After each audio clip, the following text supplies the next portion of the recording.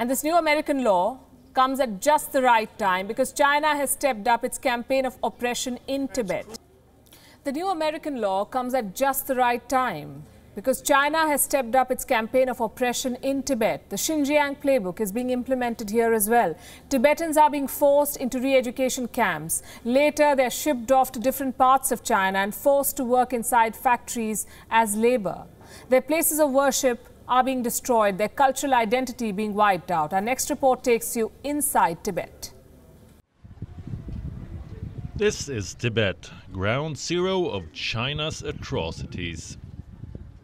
The original laboratory of the Communist Party to rewire minorities into submission. These pictures are from the Chinese state media. They show Tibetans dressed in military fatigues, being trained to take up jobs across China. Men are being taught painting. Women are training to become restaurant waitresses. These are not your typical training centers. These are modern slave camps.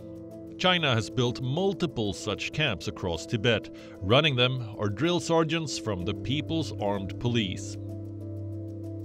It's a Chinese paramilitary organization that maintains strict discipline in the camps. Rural Tibetans moved into these camps must dress in uniforms and perform military drills. Reports say they must follow a teaching program that includes skills education, legal education, and gratitude education. All subjects have one driving theme: loyalty to the Communist Party of China. Earlier this year, news agency Reuters conducted an investigation into the camps in Tibet. They found local-level officials have been given quotas. They must send a fixed number of Tibetan workers to factories, where they are employed in low-paying jobs. Officials who meet their quotas are rewarded. Those who fall short are punished. Bigger districts have bigger quotas. Reports say Tibet's capital Lhasa was given a target of 1,000. Shigatse 1,400 and Shannan 800 laborers. The program began last year. In the first 7 months of 2020, more than 500,000 people were trained in these camps. That's 15% of Tibet's population. Out of this, 50,000 were transferred to jobs within Tibet, while several thousand more were shipped across China.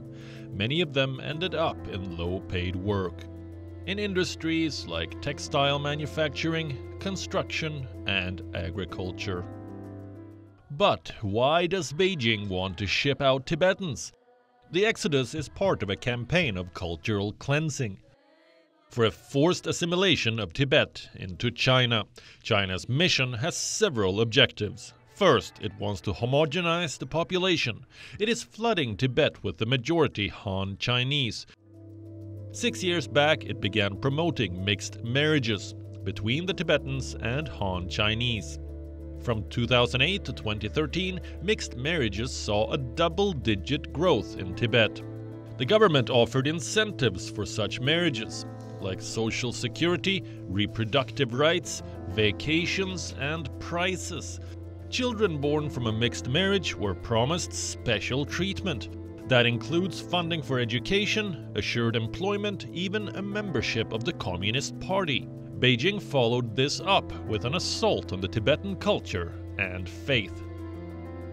Recently, local officials ordered destruction of Tibetan flags.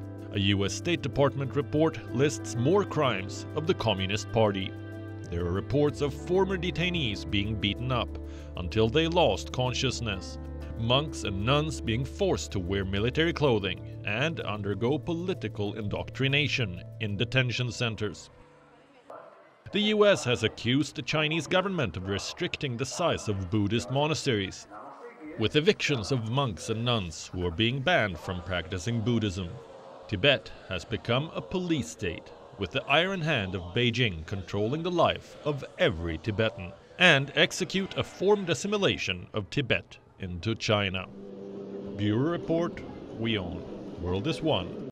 WION is now available in your country. Download the app now and get all the news on the move.